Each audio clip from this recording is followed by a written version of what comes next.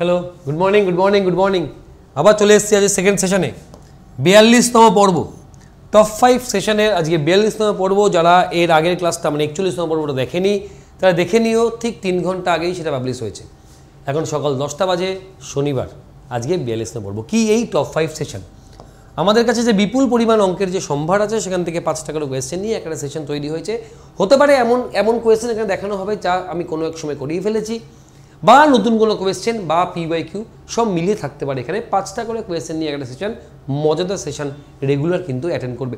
এই ক্লাসগুলো আমার বেশ কিছু ক্লাস আমরা রেকর্ড ভার্সনে করেছি, মানে এখন যেটা রেকর্ড চলছে, আবার এই ক্লাস কিন্তু অনেক আমরা লাইভেও এসেছি।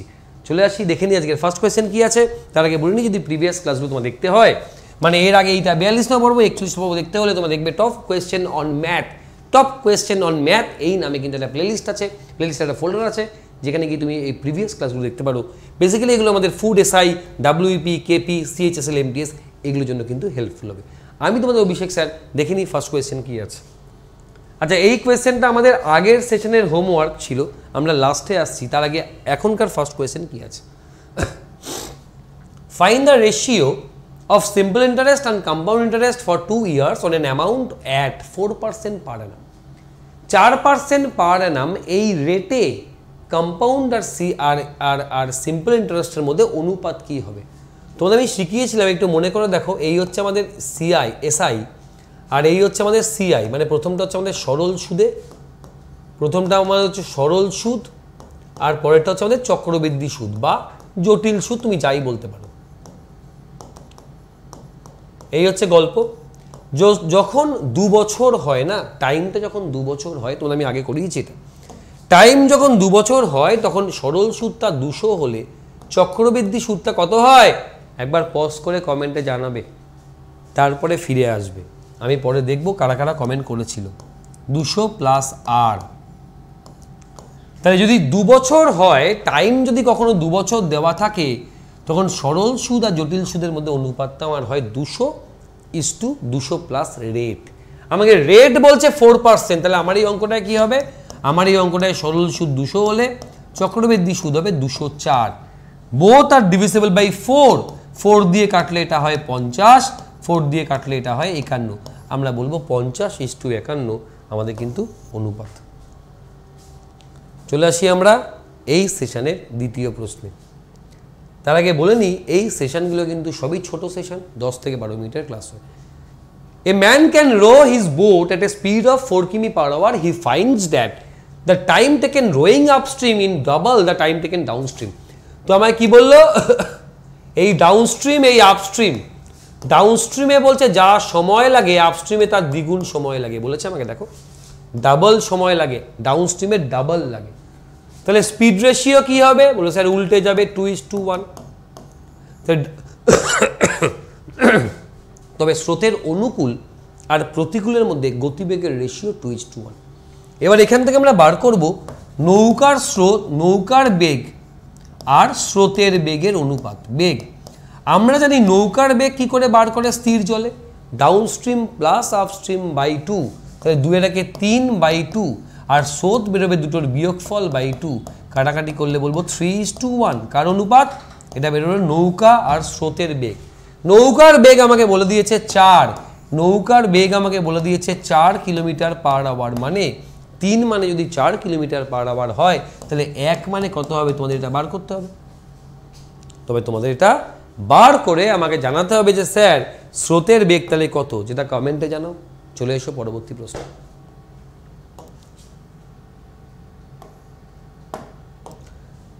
বলছে 1/5 of the assessed value is discounted. বলছে অ্যাসেসড ভ্যালু মানে যেটা মার্ক করা থাকে, মানে ধার্য মূল্য।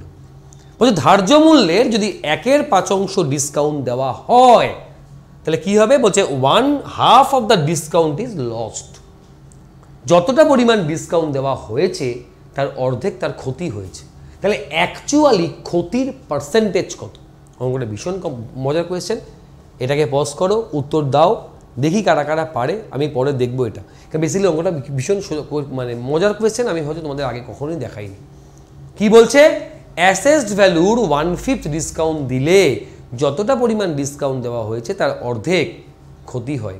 তবে অ্যাকচুয়ালি ক্ষতির পার্সেন্টেজ বার করো। কি করে করব? এই হচ্ছে অ্যাসেসড ভ্যালু বা মার্ক প্রাইস, যাকে বাংলায় কি বলে? বাংলায় বলে ধার্য মূল্য। ধার্য মূল্য ধরো 100 টাকা, তাহলে ডিসকাউন্ট কত দেওয়া হয়েছে, তাহলে ছাড় কত দেওয়া হয়েছে, তাহলে ডিসকাউন্ট দেওয়া হয়েছে 100 টাকার 1/5, তাহলে 20 টাকা ডিসকাউন্ট দেওয়া হয়েছে, মানে সেল কত করা হয়েছে? বলবো স্যার বিক্রি করা হয়েছে 80 টাকায়। বলো হ্যাঁ কি না? 1/5 ডিসকাউন্ট দেওয়া মানে 100-র ওপর 1/5 মানে 20 টাকার ডিসকাউন্ট, তাহলে বিক্রি কত? 80 টাকা। বলছে লস কত হয়েছে? হাফ অফ ডিসকাউন্ট, তাহলে লসের পরিমাণটা কত? ডিসকাউন্ট যা তার হাফ, মানে 10 টাকা লস হয়েছে, ডিসকাউন্ট 20 টাকা, তার হাফ লস মানে 10 টাকা লস। তাহলে যদি বিক্রি 80 টাকায় করে আর 10 টাকা লস করে বিক্রি করে, তাহলে ক্রয় মূল্য নিশ্চয়ই 90। বলো হ্যাঁ কি না? বলছে ও 80 টাকায় বিক্রি করেছে এবং করতে গিয়ে দেখেছে ও 10 টাকা ক্ষতি হয়েছে, তাহলে ক্রয় মূল্য কত? বলবো স্যার 90 টাকা। দাঁড়াও,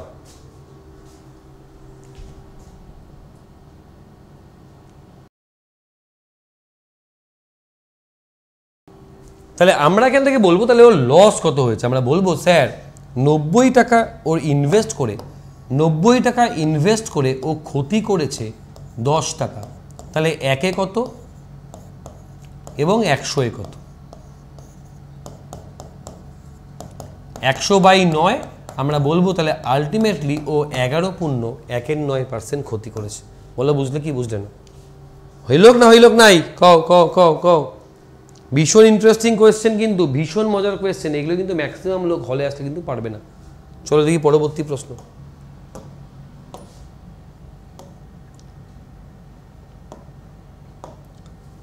কোনো একটা ব্যাগে 455 টাকা আছে, কোন কোন কয়েন? বলছে 1 টাকা, 2 টাকা আর 5 টাকা।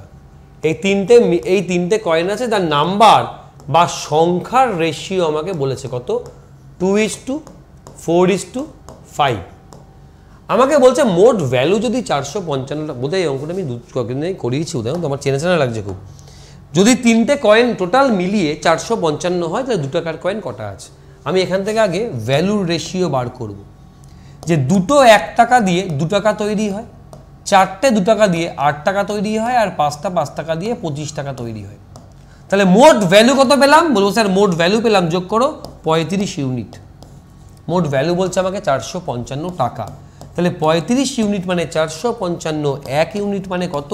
455/35, কাটাকাটি করো, 7 দিয়ে 7 6 42, 65, 7 দিয়ে 5, তাহলে বলবো 1 ইউনিট মানে 13।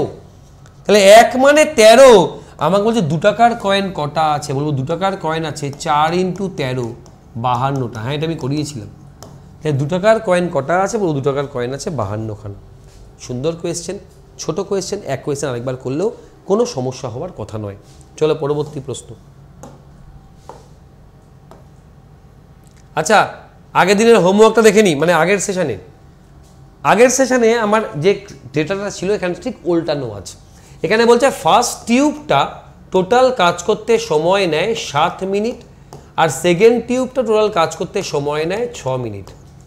বলছে যদি প্রথম টিউবটা প্রথমে কাজ করে, ইন্টারভেলে পরের টিউবটা তারপরে, আবার প্রথম টিউব আবার পরের টিউব, যদি এভাবে চলে, দুটো যদি 1 মিনিট অল্টারনেটে কাজ করে, তবে কত সময় লাগবে? আমি এটাই আগের সেশনে আমি বুঝিয়েছিলাম, একটু খেয়াল করে দেখবে।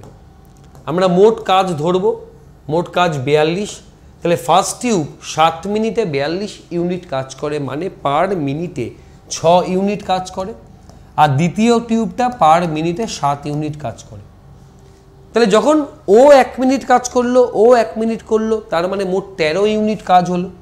13 ইউনিট কাজ হলো কত সময়? বলবো স্যার 2 মিনিটে, কারণ ওর 1 মিনিট ওর 1 মিনিট। 13-র কোন মাল্টিপেলটা 42-এর কাছাকাছি আছে? বলবো 39। তাহলে 39 ইউনিট কাজ হতে সময় নেবে, দেখো 3 গুণ, তাহলে 6 মিনিট, মানে 1 minute 1 minute 1 minute 1 minute 1 minute 1 minute, 6 মিনিটে 39টা কাজ হয়ে গেছে। আর কাজ কটা বাকি আছে? বলবো আর কাজ বাকি আছে 3 ইউনিট, কারণ টোটাল তো 42 ইউনিট কাজ। এবার কে কাজ করবে, ফার্স্ট টিউব কি সেকেন্ড টিউব? ফার্স্ট মিনিটে ফার্স্ট টিউব করে, সেকেন্ড মিনিটে সেকেন্ড টিউব করে, থার্ড মিনিটে আবার ফার্স্ট টিউব, ফোর্থ মিনিটে সেকেন্ড টিউব, ফিফথে ফার্স্ট, সিক্সথে সেকেন্ড, তাহলে সেভেন্থে আবার ফার্স্ট টিউব কাজ করবে। আর ফার্স্ট টিউবটা 1 মিনিটে 6 ইউনিট কাজ করে।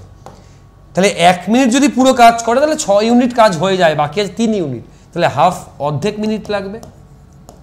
1 মিনিটে 6 ইউনিট কাজ করলে হাফ মিনিটে 3 ইউনিট করবে, তাহলে মোট কাজ আমার হয়ে গেল 42, টাইম লাগলো 6 পূর্ণ 1/2।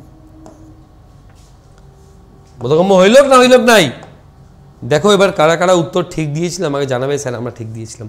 তো চলো আজকে একটা হোমওয়ার্ক দেবো, এটা থাকবে আজকের সেশনের, দাঁড়া ও আসো আসো আসো, এটা থাকবে এই সেশনের হোমওয়ার্ক, যেটা আমরা আগামীকাল সকালবেলায় ঠিক 7টার সময় আমরা আলোচনা করব। আগামীকাল সানডে মানে ফান্ডে, সানডেতে আমরা ঠিক সকালবেলায় 7টার সময় এই কোশ্চেনটা নিয়ে আলোচনা হবে। ক্লিয়ার করতে পারলাম?